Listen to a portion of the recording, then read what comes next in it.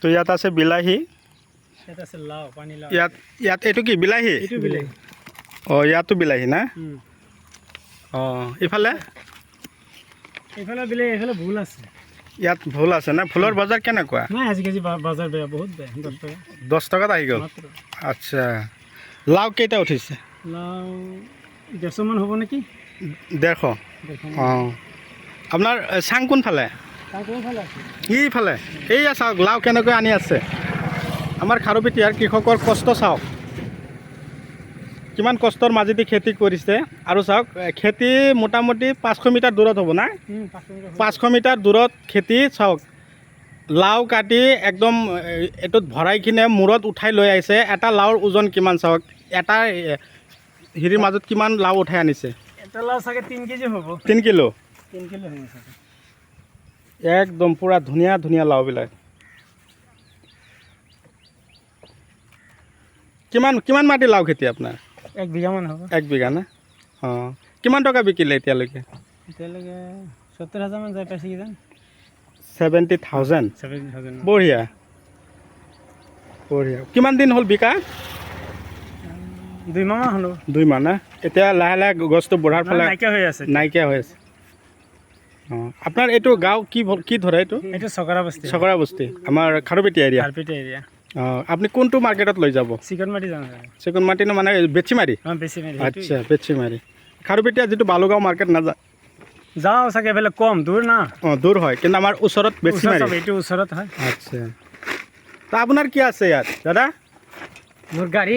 অঁ আপোনাৰ গাড়ী, এইটো ড্ৰাইভাৰ হয়। বহুত ভাল কথা। আপুনি দেখোন সেইটো মেলত কাম কৰিছিলে, এতিয়া বাদ দিলে নেকি? একো মেলতে যায়, পিছবেলা মেলত থাকে। আগবেলি গাড়ীত কাম কৰে আৰু পিছবেলি মেলত। অঁ এটাৰ লগত জড়িত হৈ থাকিলেতো কাম নহয় না। তাতে কিমান টকা পাব? অঁ সেইটোৱেতো, কষ্ট কৰিবই লাগিব, এইটো আৰু হেৰি নাই। তো বন্ধুসকল, আপোনালোকে ভিডিঅ'টো কোন ঠাইৰ পৰা চাই আছে আপোনালোকে কমেণ্টত লিখি দিব। যদি মোৰ চেনেলৰ এতিয়াও নতুন ভিউৱাৰ্ছ হিচাপে আছে তেনেহ'লে মোৰ চেনেলটো ছাবস্ক্ৰাইব কৰিব, কাষত থকা বেল ঘণ্টিটো লাহেকৈ বজাই দি আপোনালোকে মোক আগুৱাই যোৱাত সহায় কৰিব। আৰু যদি মোৰ ভিডিঅ'টো আপোনালোকে ফেচবুক পেজত চাই আছে তেনেহ'লে মোৰ পেজটো আপোনালোকে ফ'ল' কৰিব।